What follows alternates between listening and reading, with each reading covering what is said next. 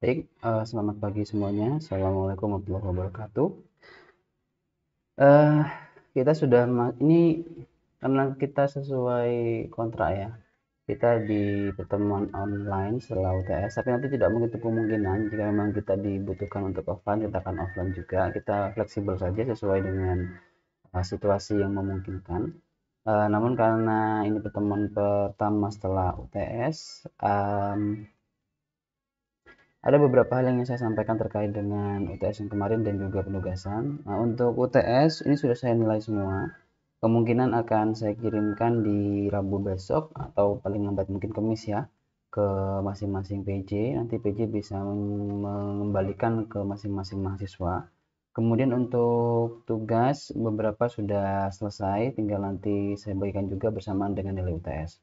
Nah, kemudian untuk UTS sendiri, ada hal yang perlu saya sampaikan terkait dengan bagaimana cara teman-teman semua menjelaskan terkait dengan kasusnya. Secara garis besar, yang sudah teman-teman semua tuliskan, dikerjakan, dan disampaikan dalam paper tersebut, itu sudah tepat. Namun, memang begini, penyalahgunaan wewenang atau mungkin em, hal-hal yang terkait dengan pelanggaran kode etik itu perlu kita ketahui biasanya ya tidak berdiri sendiri. Artinya dalam setiap pelanggarannya itu akan memuat atau berkaitan dengan beberapa pasal yang menyertai. Misalnya seperti kemarin mungkin ada hubungan majemuk ya, kemudian juga ada penyalahgunaan wewenang pasal 77. Nah, itu bisa digunakan. Jadi teman-teman bisa menggunakan dasar lebih dari satu pasal. Nah, ini menandakan teman-teman semua memiliki pemahaman yang luas terkait dengan aturan dan kode etik. Nah, namun memang begini, mungkin ada yang berpikiran, tapi biasanya kalau kalau kita menemui satu kasus itu kan kita akan menentukan satu pasal ya yang dia itu paling paling kuat untuk menggugat yang tentunya berkaitan. Nah, betul. Jadi dalam satu pelanggaran biasanya kita akan menentukan pasal utama atau undang-undang atau peraturan utama yang dia langgar. Tapi tidak menutup kemungkinan juga kita menetapkan aturan-aturan yang penguat yang bagaimana itu membantu dan menguatkan hasil dari dugaan kita mengenai penyalahgunaan wewenang tersebut.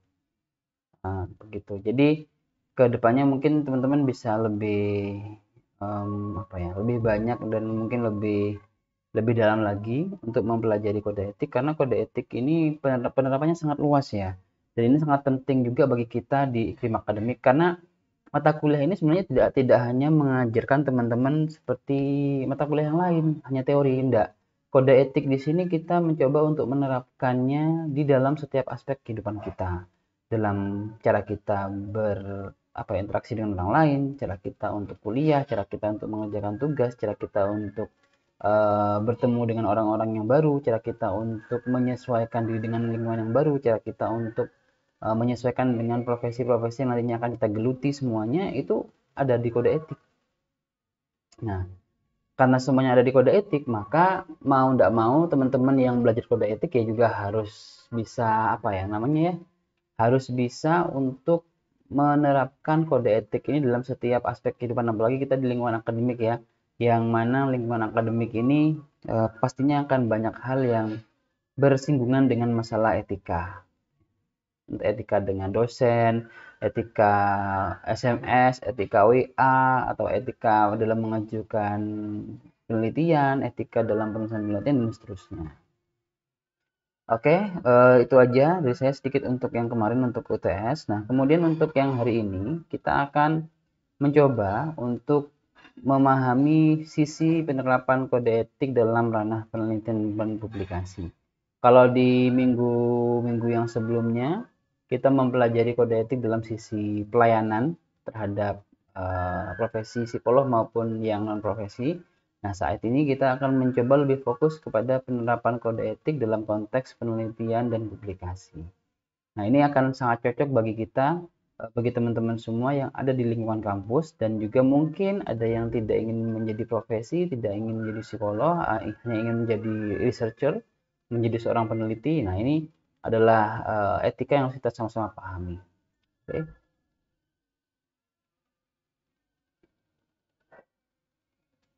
Bisa lewati, nah ini.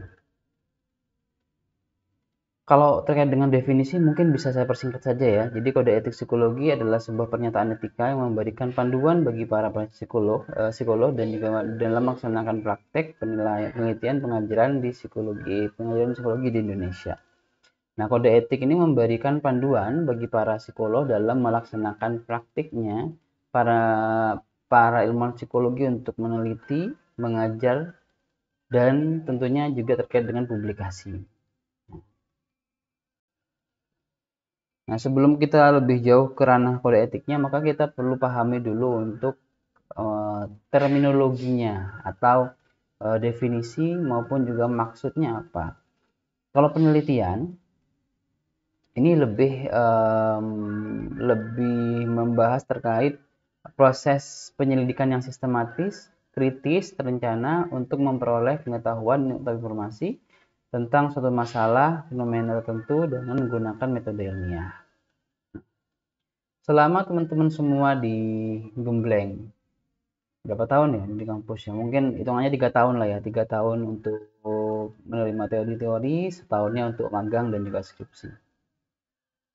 Selama 3 tahun, dari semester 1 sampai semester 3, itu semester 1 sampai semester 6, diberikan banyak sekali teori, diberikan banyak sekali tugas, diberikan banyak sekali pekerjaan oleh para dosen. Sebenarnya semata-mata itu semua agar melatih kemampuan berpikir teman-teman semua, agar menjadi lebih sistematis, lebih kritis ya, lebih peka terhadap permasalahan, dan dalam menyusun suatu solusi ini lebih terencana. Jadi terencana apa yang mau dilakukan, kira-kira dampaknya jangka pendek apa, jangka panjang apa. Termasuk juga saat teman-teman semua skripsi. Skripsi itu sebenarnya para dosen itu tidak butuh teman-teman untuk mencari fenomena yang baru sebenarnya. Esensinya begitu. Tidak membutuhkan tidak butuh untuk mengungkap fenomena yang wow, itu nggak perlu. Standarnya adalah teman-teman itu dapat menjelaskan fenomena itu secara runtut ya, secara sistematis, secara kronologisnya seperti apa, itu teman-teman semua jelaskan dengan runtut yang pertama. Lalu yang kedua, kemudian untuk menganalisanya kita berpatokan kepada metode penelitian yang ada ya. Jadi mau pakai kuantitatif, memakai kualitatif ya dipersilahkan sesuai dengan cara teman-teman ingin mengungkap fenomena itu. Nah, permasalahannya adalah mahasiswa itu cenderung banyak sekali lebih fokus untuk mengungkap fenomena-fenomena yang jarang terjadi, namun mereka lemah di metode penelitiannya. Itu yang membuat akhirnya kenapa revisinya lama, kenapa harus berminggu-minggu untuk menyelesaikan satu bab saja, karena di metodenya yang lemah. Andaikan dia kuat di metode penelitian, dia mengikuti alurnya dari kuantitatif, terus misalnya dia dari uji kredibilitas, uji reliabilitas, uji normalitas, dan seterusnya. Nah, itu akan lebih mudah untuk menyesuaikan dan mungkin berargumen ya, karena metode yang dilakukan itu sudah sesuai dengan prosedur yang diminta dalam setiap metode penelitian. Oke, sebentar ya. Di sini sedang azan, saya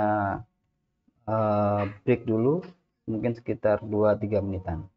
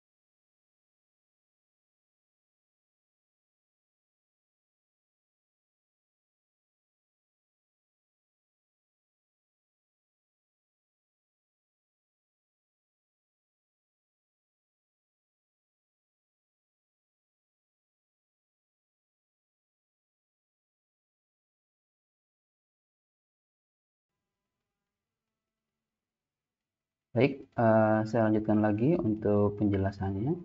Nah, tadi ya, penelitian itu sebenarnya memang fungsinya mengungkap, fungsinya itu untuk melatih bagaimana teman-teman semua itu dapat berpikir secara sistematis, kritis, dan juga mengikuti setiap alur dari metode penelitian yang ada. Ada kuantitatif, ada kualitatif, ada mixed method ya, jadi gabungan dari kuanti dan kuali. Itu semua merupakan cara bagi kita untuk dapat mengikuti cara atau alur prosedur dalam pengungkapan suatu fenomena tertentu berdasarkan metode penelitian yang ada. Lalu untuk publikasi sendiri, ini merupakan suatu proses atau hasil dari penyebarluasan suatu karya.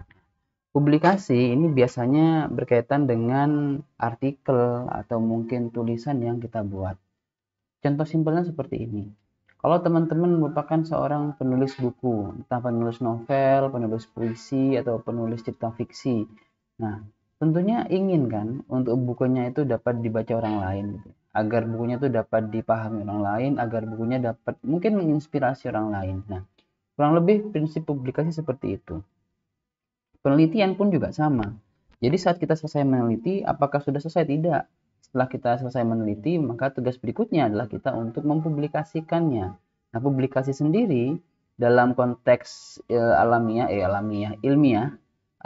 di dalam jenjang perkuliahan ya atau universitas, publikasi itu biasanya akan diarahkan atau mungkin akan diakui publikasinya jika artikel yang kita buat itu dapat di accepted ya atau dipublish di jurnal-jurnal yang terakreditasi. Nah, kalau di Indonesia sendiri, akreditasi jurnal itu dapat dicek melalui suatu sistem yang namanya SINTA. SINTA itu sistem terintegrasi untuk akreditasi jurnal nasional. Kemudian kalau di internasional mungkin teman-teman sering dengar ya istilah Scopus gitu ya, Elsevier dan seterusnya, Springer, Sage Publication. Nah, itu merupakan bagian dari publikasi-publikasi internasional yang mereka berkecimpung dalam konteks akreditasi ya. Jadi jurnal-jurnal yang ada di bawahnya atau mungkin sudah berlabel Scopus, berarti dia secara standar dapat dikatakan kredibel. Begitupun juga di Indonesia. Kalau ada jurnal-jurnal tertentu yang dia sudah ada diakui oleh SINTA, oleh sistem SINTA, maka bisa dikatakan bahwa jurnal tersebut memiliki pola sistem yang kredibel dan memang diakui oleh negara. Itu publikasi. Nah, dua hal ini tentunya kan berkaitan ya dengan pengambilan data. Nah, penelitian itu tentunya ada pengambilan data, mau ke subjeknya individual maupun secara komunal, tetap penelitian artinya kita akan berinteraksi dengan orang lain. Nah, kalau sudah masuk ke ranah interaksi dengan orang lain, berarti kita ini harus menerapkan prinsip-prinsip tertentu agar apa yang kita lakukan dapat sesuai dengan standar dan tidak merugikan pihak yang lain. Nah, publikasi pun juga sama, ada kode etiknya. Kenapa? Karena kalau kita menerbitkan suatu artikel atau suatu jurnal dan ternyata jurnal itu atau artikel yang kita terbitkan di sana tidak kredibel, maka akan banyak ya pihak yang dirugikan, termasuk juga dengan penulisnya. Ya. Jadi sebelum kita masuk ke ranah publikasi, maka kita harus pahami dulu bagaimana terkait dengan penelitian. Maka dari itu pertama kita coba pahami terkait dengan batasan ya. Nah, batasan kewenangan. Nah, peneliti atau penulis harus memperhatikan hak privasi dan kerahasiaan subjek atau partisipan penelitian. Hal ini mencakup hak untuk menolak partisipasi, hak untuk menarik diri, dan hak untuk menjaga kerahasiaan informasi yang akan diungkapnya. Nah, ini sudah menjadi hal yang lumrah dan perlu diketahui oleh banyak pihak, terutama peneliti ya. Karena setiap kita berinteraksi dengan seorang subjek atau informan, maka mereka memiliki hak untuk menolak Ya, jadi jangan memaksakan. Kita misalnya mau meneliti tentang tingkat kecemasan mahasiswa di mata kuliah psikologi, di mata kuliah kode etik misalnya. Teman-teman mau ngasihkan data yang sesungguhnya, takut mungkin takut menyinggung dosennya atau takut menyinggung hal-hal yang lain dan berakibat fatal kepada teman-teman semua. Nah, teman-teman boleh menolak. Jadi nggak apa-apa, silahkan ditolak, silahkan untuk di apa namanya, silahkan untuk ditolak baik-baik tentunya ya, disampaikan bahwa saya tidak berkenan untuk mengisi angket ini. Itu nggak apa-apa.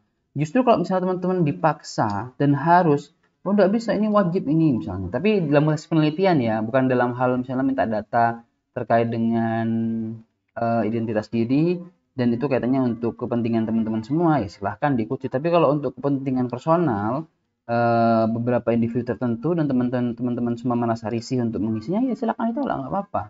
Nggak ada kewajiban teman-teman juga untuk mengisi, dan juga teman-teman boleh untuk menyampaikan ketidaksetujuannya untuk mengisi itu, selama teman-teman memang merasa bahwa saya nggak berkenan untuk hal ini karena saya merasa tidak nyaman atau apa, ya silahkan. Lalu yang berikutnya, peneliti yang memaksakan untuk teman-teman semua menjadi subjeknya, atau mungkin ini nggak bisa, ini wajib, ini pokoknya kalian harus ngisi. Nah, itu nggak boleh. Dalam pasal kode etik kita itu ada kode etik yang berkaitan dengan bagaimana hak seorang, dan tentunya bagaimana jika seorang peneliti itu memaksakan diri untuk meminta data dari seseorang melalui menolak, maka dia bisa terkena sanksi yang bisa dalam skala ringan sampai sedang, bahkan mungkin jika memang pelanggarannya cukup dianggap fatal, maka bisa diberikan sanksi yang berat. Nah, lalu yang berikutnya adalah menjaga kerahasiaan informasi. Ya iyalah, pasti harus, seorang peneliti harus menjaga informasi, sama seperti kita dalam pelayanan ke psikolog ya. Sama seperti pelayanan psikolog ataupun konselor, saat mereka ketemu klien, cerita yang mereka sampaikan cuma sampai di ruangan itu aja, nggak boleh keluar dari ruangan buat mereka bertemu dengan psikolog maupun kliennya, bertemu dengan konselor maupun psikolognya. Sama seperti penelitian asasnya. Apa yang sudah disampaikan oleh para informan, maka itu di-keep secara personal oleh penelitinya. Nggak boleh dibocorkan, nggak boleh disampaikan, kecuali memang ada hal-hal mendesak yang perlu disampaikan. Nah, lalu kalau misalnya nggak boleh disampaikan, apa Pak fungsi penelitiannya? Nah, nggak boleh disampaikan itu artinya tidak boleh menyampaikan informasi-informasi yang sifatnya privasi. Misalnya menyampaikan, oh ini misalnya ada yang tanya, ini siapa nih yang mengisi kayak gini di form keluhan misalnya, oh itu yang mengisi nih, itu yang mengisi Pak Oni, itu nggak boleh. Ya, karena bagaimanapun kita perlu untuk menjaga dan melindungi klien kita, menjaga dan melindungi para subjek kita, agar tidak terkena dampak buruk dari penelitian yang sudah kita lakukan. Itu ya. Contoh, misalnya begini, teman-teman mau mengambil sebuah penelitian dengan judul kecemasan kecemasan pada para penderita HIV/AIDS misalnya. Nah, teman-teman, HIV/AIDS ini tingkat kecemasan mahasiswa UNESA yang menderita HIV/AIDS, misalnya ada mahasiswa kita nih kena HIV/AIDS misalnya, semoga nggak ada. Nah, teman-teman tahu ada suatu kelompok atau komunitas di UNESA yang mereka memang tempatnya atau orang-orang yang menjadi suatu sebagai support system ya bagi para anggotanya yang mungkin terkena HIV/AIDS. Nah, teman-teman gabung di sana mungkin sebagai volunteer atau mungkin sebagai anggota begitu ya, tapi bukan sebagai penderita, tapi sebagai anggota yang ingin memberikan bantuan, misalnya entah bantu konseling kah atau mungkin mendampingi. Nah, teman-teman sekaligus mungkin cari data untuk penelitiannya, entah skripsinya atau buat apalah, silahkan. Nah, penelitiannya tentang kecemasan pada mahasiswa Indonesia yang menderita HIV/AIDS sudah diteliti, terus kemudian disampaikan item-itemnya sama subjeknya pun juga diisi secara lengkap sesuai dengan yang diminta. Nah, fatalnya adalah waktu teman-teman semua mau mempertanggungjawabkan ya di dalam sempro ataupun mungkin dalam sidang-sidang skripsi atau mungkin di artikel, teman-teman bilang gini waktu ada yang tanya, ini komunitasnya di mana? siapa namanya, atau kamu tuh taunya dari mana, dan apakah di psikologi itu ada. Nah, itu teman-teman nggak boleh ngomong, nggak boleh ngasih tahu, nggak boleh memberikan informasi itu, karena itu mungkin sifatnya rahasia, ya.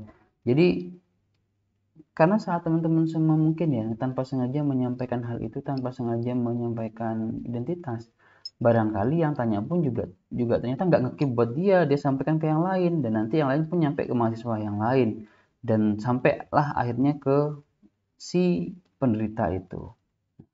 Dampaknya apa? Dampaknya dia mungkin dijauhi, atau mungkin dia akan menarik diri, dan mungkin juga tidak akan diajak bersosial dengan yang lain, padahal sebelumnya aman-aman aja sebelum teman-teman meneliti dia. Nah, itu yang perlu dihindari. Jadi kita perlu untuk melindungi para subjek kita agar mereka tidak terkena dampak buruk terhadap dari penelitian yang sudah kita lakukan. Lalu yang berikutnya adalah peneliti tidak boleh menyalahgunakan posisinya untuk keahliannya dalam psikologi untuk kepentingan pribadi. Ya, ini sama seperti yang di UTS kemarin ya. Meskipun dia seorang psikolog, meskipun dia tahu lah bagaimana caranya untuk bisa disukai banyak orang, dia tahu bagaimana caranya untuk mengobati luka banyak orang kemudian menjadi orang yang mungkin dianggap berharga begitu, tapi tidak seharusnya pengetahuan ini digunakan untuk kepentingan pribadi, ya, sampai ingin menjadi romantisme dengan klien itu juga nggak boleh. Lalu yang ketiga, peneliti atau penulis harus menjaga integritas dan kredibilitas ilmiahnya dalam semua aspek penelitian. Nah, kredibilitas penelitian itu dibangun berdasarkan beberapa komponen ya. Yang pertama adalah kita perlu menyiapkan berbagai macam literatur pendukung. Lalu yang kedua, kita perlu menyiapkan metode ilmiah yang sesuai dengan fenomena yang bersangkutan.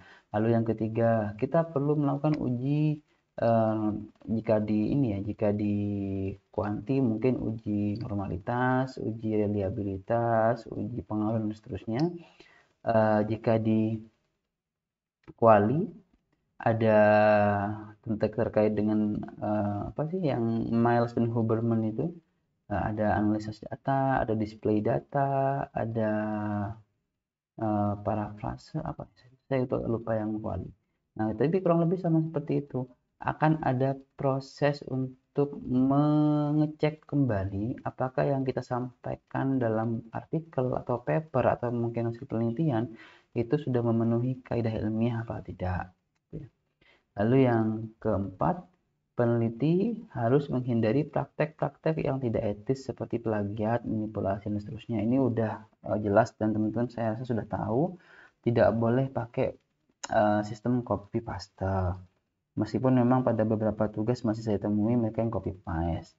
Dan sebenarnya apa ya, kebiasaan copy paste ini akan sangat berpengaruh terhadap perkembangan kemampuan berpikir rekan-rekan sekalian, teman-teman semua.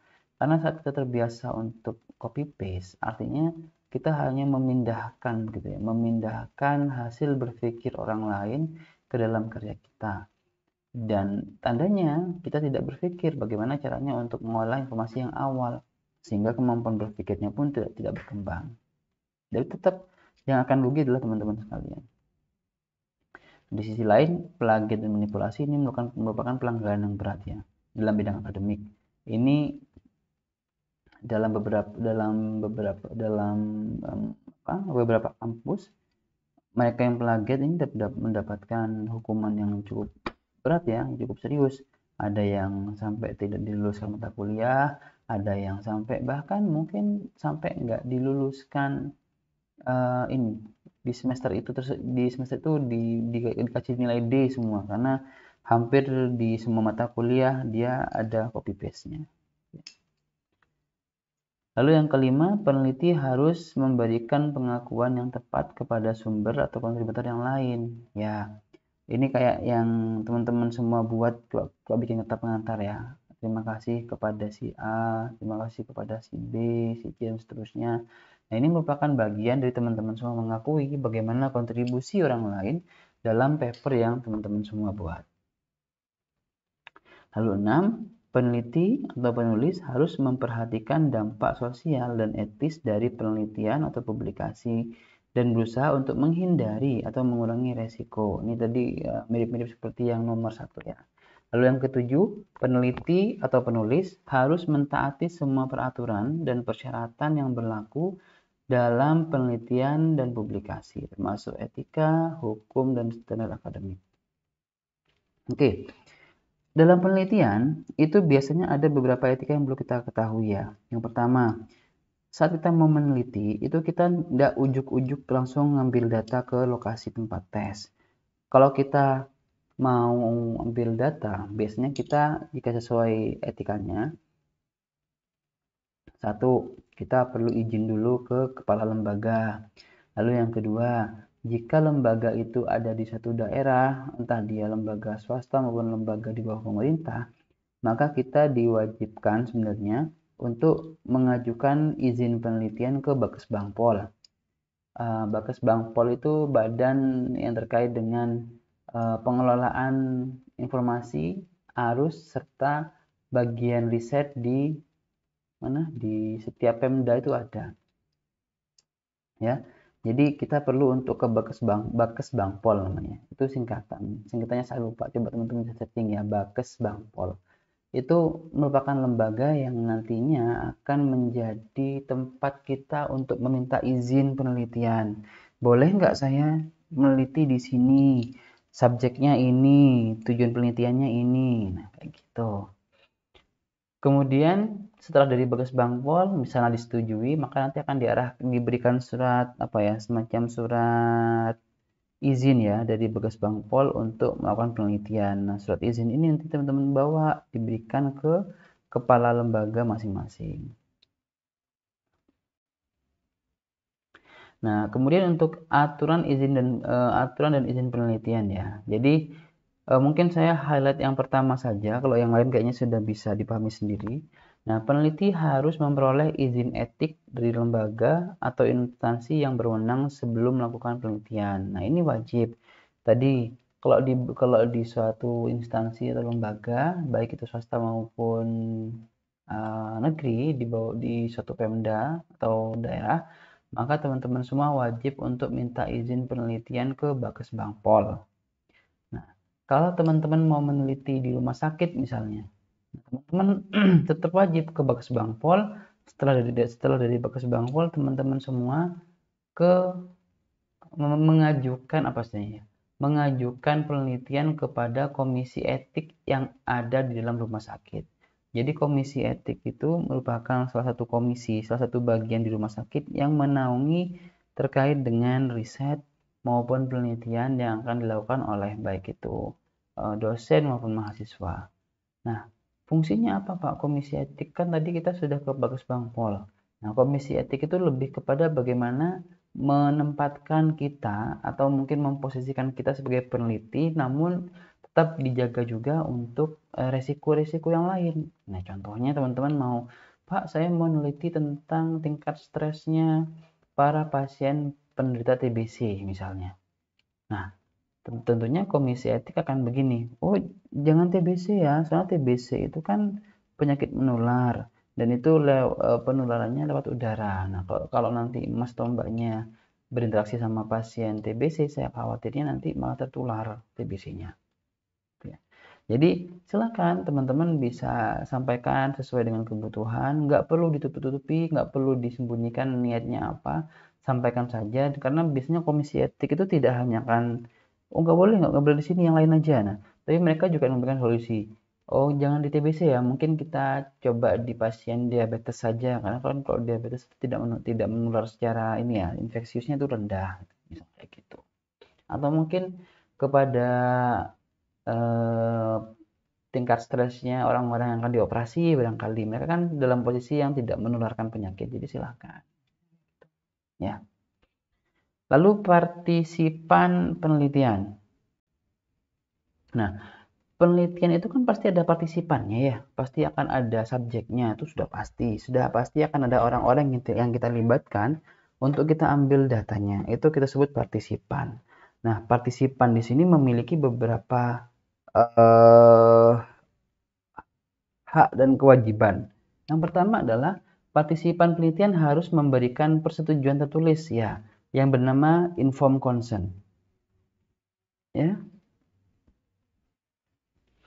Informed consent ini merupakan lembar yang sangat krusial bagi teman-teman semua yang akan mengambil data.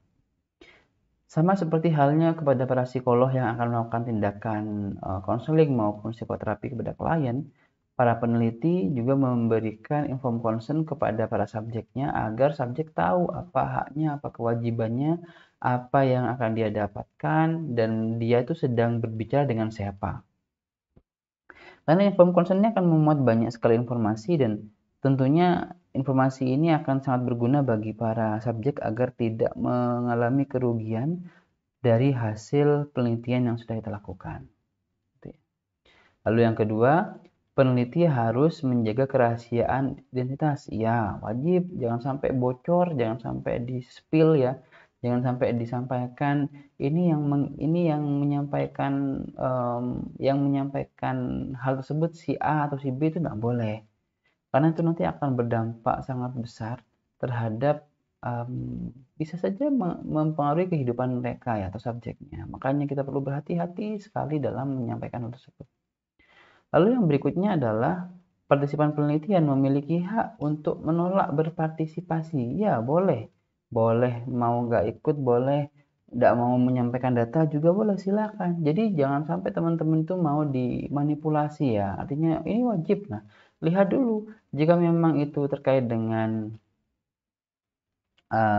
hal-hal yang sifatnya di kampus begitu ya, teman-teman boleh mengisi dan mungkin wajib mengisi ya kalau terkait dengan kampus karena kan sifatnya administratif. Tapi kalau penelitian teman-teman mendapatkan semacam broadcast dan perlu mengisi, dipikir-pikir lagi ini kira-kira aman nggak datanya, kira-kira ini sesuai nggak datanya, karena begini ya,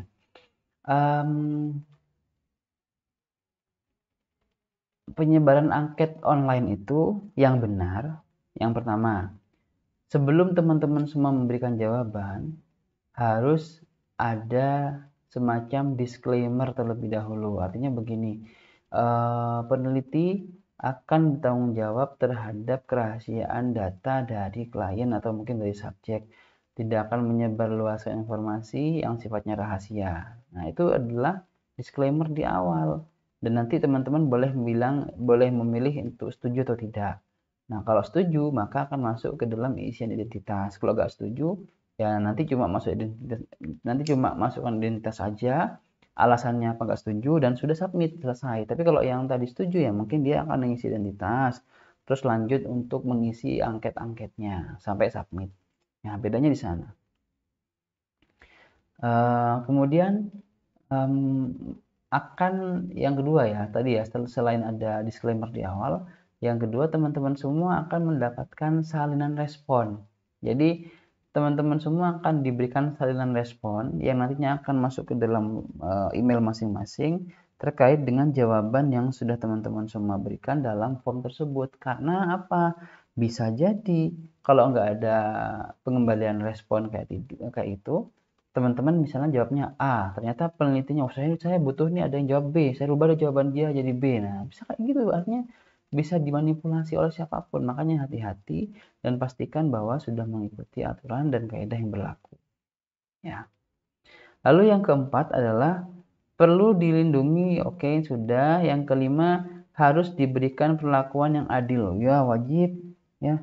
Jangan mentang-mentang dapat subjek mirip Lee Min Ho atau dapat subjek mirip Jungkooknya BTS. Nah, teman-teman semua, oh saya sama dia wawancaranya sampai 5 jam misalnya. Sedangkan dapat apa?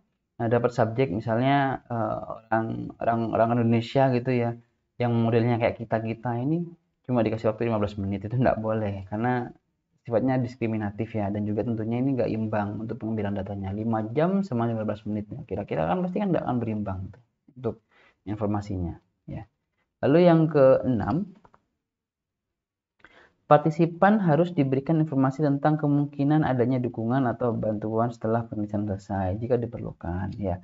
Jika memang teman-teman semua menyiapkan adanya reward, maka disampaikan di awal Bapak, Ibu, Mas, Mbak, nanti di akhir penelitian ini akan ada reward, entah sifatnya diundi atau mungkin semuanya dapat, para subjeknya disampaikan di awal agar mereka tahu apa yang nanti akan mereka dapatkan. Atau misalnya memang nggak ada, ya bilang aja nggak ada. Jadi kami mohon bantuannya untuk dapat mengisi. Ya itu disampaikan apa adanya. Jangan menyembunyikan informasi sekecil apapun karena nanti dampaknya subjek ini akan berharap ya. Jadi dia akan wah nanti ini kayaknya dapat reward nih, udah puisi aja. Ternyata di akhir nggak dapat apa-apa. Ini bisa membuat hubungan antara peneliti dengan subjek ini menjadi rusak dan akhirnya perlu untuk mengambil data lagi di subjek yang berbeda. Ya, jadi hati-hati. Oke, next. Nah, ini informed consent ya. Jadi informed consent itu perlu kita pahami adalah suatu bentuk persetujuan yang diberikan oleh partisipan yang merupakan salah satu prinsip penting dalam penelitian yang diatur oleh Kode Etik HIMSI 2010. Iya, betul. Informed consent itu merupakan bagian tak terpisahkan dari setiap layanan psikologi ya. Mau itu layanan konseling, psikoterapi, bahkan sampai pelaksanaan dan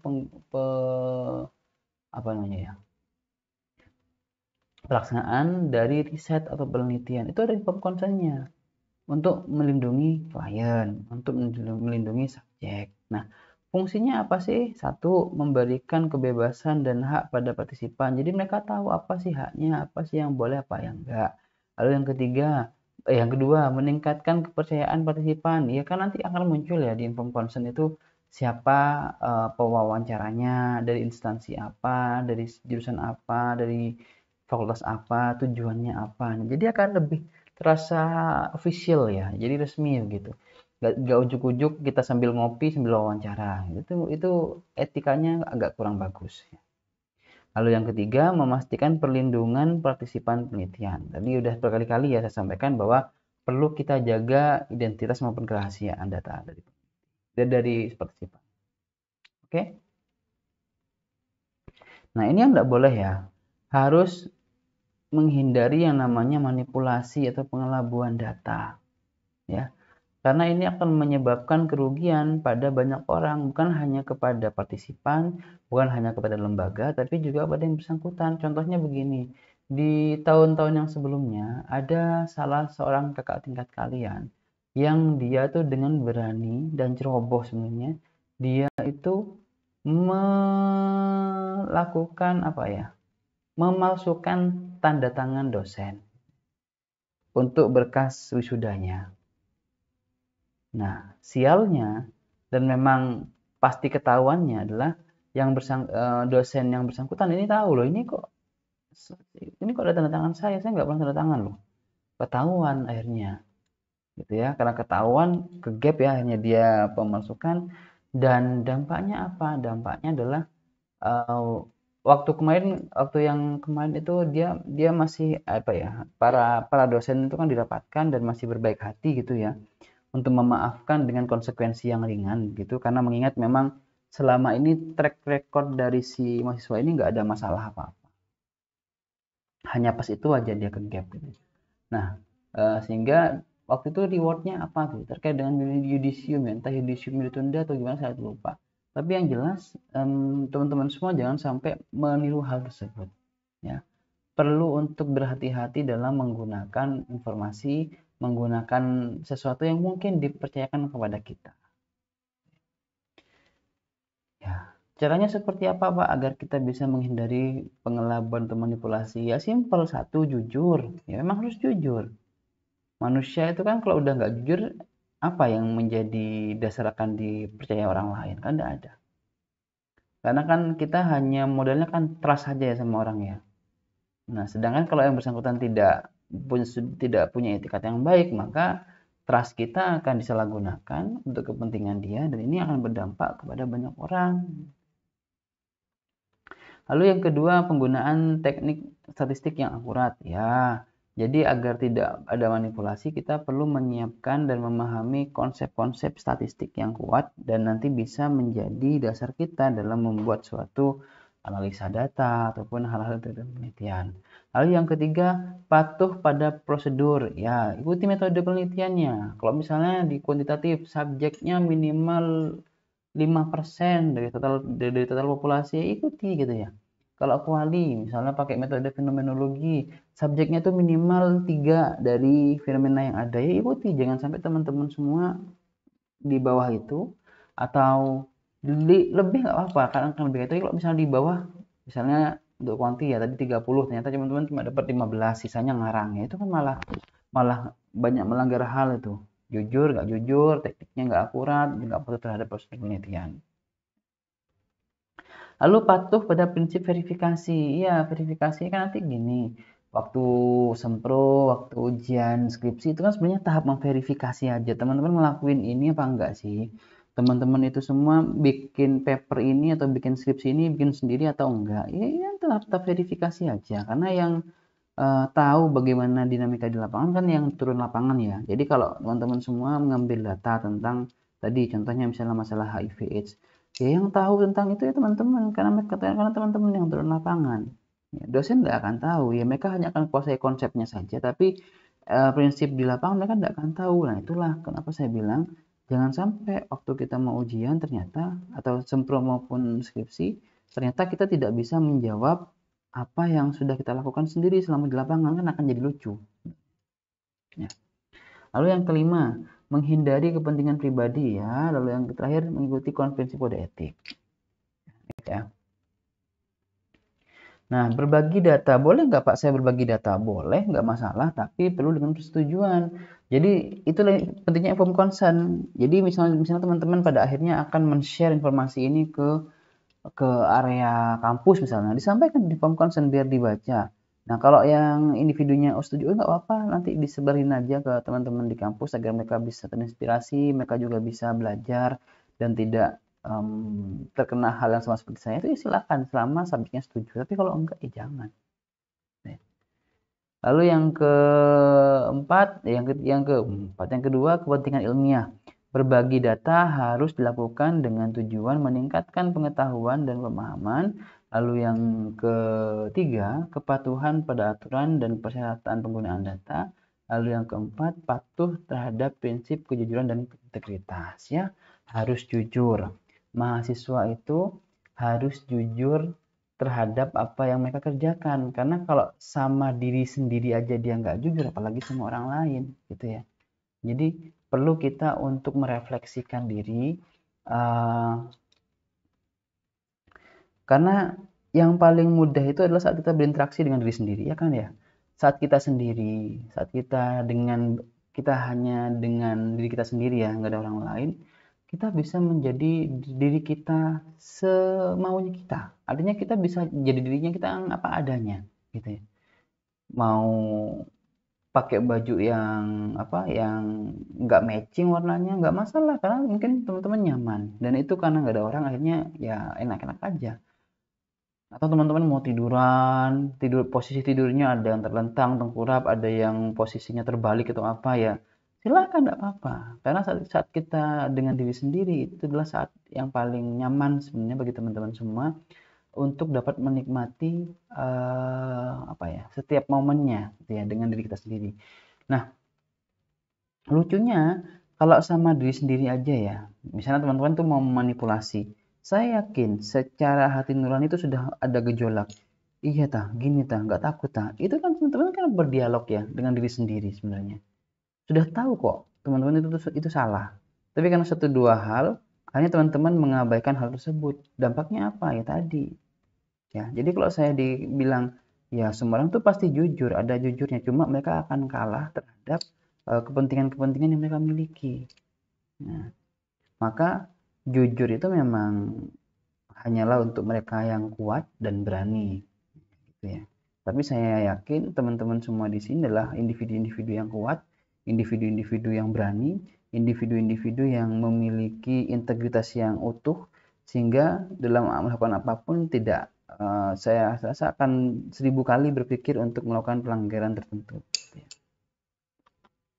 Lalu next, terkait dengan apa sih yang perilaku yang sesuai dalam penelitian, apa yang tidak. Nah, untuk perilaku yang sesuai di penelitian, ini mungkin recap ya dari semua tadi yang saya sampaikan. Satu, dapat persetujuan di komisi etik. Lalu kedua, informasi diberikan dengan jelas dan lengkap, jangan ditutupi. Yang ketiga, menjaga rahasia, sudah pasti. Yang keempat, dapat izin tertulis dari pihak berwenang. Nah, teman-teman misalnya mau melakukan penelitian, misalnya pemetaan pemetaan preferensi kerja di PT A. Sedangkan teman-teman masih teman-teman masih sarjana psikologi, bisa nggak Pak saya pakai alat tes papikostik? Bisa, tapi di bawah supervisi. Siapa yang mensupervisi? Psikolog. Entah terlepas dosennya seorang psikolog atau mungkin psikolog lain yang teman-teman hire sendiri eksternal, ya silakan. Yang penting teman-teman semua harus menjaga asas bahwa dalam pelaksanaan suatu tes maka perlu disupervisi atau diawasi ya. Lalu yang kelima, memperoleh izin tertulis dari pihak yang berwenang untuk mengambil atau menggunakan data atau informasi rahasia. Data dia bekas Bang Pol tadi. Ini yang sesuai, yang tidak sesuai ini sebaliknya sebenarnya, simpel aja. Ini. Melakukan penelitian tanpa adanya komisi etik, memberikan informasi yang tidak jelas, melanggar kerahasiaan data, menggunakan alat tes tanpa pengetahuan dari pihak yang berwenang, mengambil atau menggunakan data tanpa izin. Nah, ini. Ya. Lalu perilaku yang sesuai dengan publikasi. Yang pertama, menyertakan sumber referensi yang jelas dan lengkap. Ini tolong ya teman-teman semua yang mungkin mengerjakan suatu paper, makalah atau apa. Meskipun sama dosennya nggak diminta ada referensi, sebaiknya dicantumkan. Karena itu akan melatih kita untuk memberikan suatu penegasan bahwa yang kita sampaikan ini ada dasarnya kok di buku ini. Ya, jadi sertakan, nggak apa-apa, karena ini merupakan bagian dari kita untuk membentuk iklim akademik gitu ya, iklim akademik yang suportif. Lalu yang kedua, tidak melakukan plagiarisme sudah pasti nggak boleh. Yang ketiga, mempublikasikan hasil penelitian yang tidak sah atau tidak dapat ditanggungjawabkan, ya nggak boleh karena banyak itu namanya itu jurnal predator ya. Jurnal predator itu adalah jurnal-jurnal yang mereka tuh mengambil artikel dari artikelnya orang lain dan ini dipublikasikan di jurnal mereka tuh nggak boleh. Lalu yang berikutnya adalah tidak melakukan publikasi ganda ya, misalnya saya mumpung biar ada cadangan, saya tuh mau mengupload artikel saya ini, artikelnya sama, penulisnya sama, cuma mereka itu mau mengupload kedua jurnal yang berbeda buat jaga-jaga aja mana yang lebih cepat, itu nggak boleh ternyata, dan memang nggak boleh ya. Karena nanti akan berdampak jika sampai dua-duanya disetujui dan ternyata dua-duanya dipublish dan terdeteksi sistem ya bahwa ini ada publikasi yang ganda, maka artikelnya itu dua-duanya bisa saja dalam konteks hukuman yang berat, dua-duanya bisa dicabut, tidak diakui lagi. Padahal kita buatnya udah setengah mati. Lalu yang kelima, menghormati hak cipta dan sumber referensi yang digunakan oleh dalam publikasi. Ya, sertakan publikasinya siapapun. Kita mau menggunakan teorinya A, masukkan A di daftar pustaka. Kita mau pakai teorinya si B, masukkan si B di daftar pustaka. Jangan sampai ada yang luput, karena itu merupakan etika akademiknya ya. Lalu yang tidak sesuai sebaliknya, tidak menyertakan sumber, ada plagiarisme, publikasi hasil penelitian tidak sah, dan melakukan publikasi ganda. Oke, sampai sini mungkin sudah selesai untuk slide PowerPoint-nya. Sementara tidak ada tugas, ini adalah tugas yang nanti saya persiapkan untuk pertemuan minggu depan. Yang jelas teman-teman semua saya pesan untuk kedepannya dipahami bahwa dalam memahami kode etik itu kita bukan hanya berangkat dari kerangka teori, tapi kita juga perlu untuk mengadaptasi begitu ya.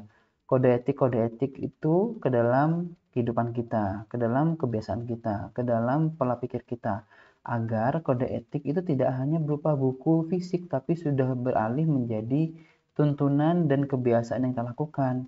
Sehingga dalam berinteraksi dengan siapapun, kita akan cenderung berhati-hati, kita akan mengutamakan asas kode etiknya, dan kita akan mencoba untuk menjadi pribadi-pribadi yang mereka berintegritas tadi ya, jujur, dan tidak melakukan tindakan-tindakan yang manipulatif. Ya.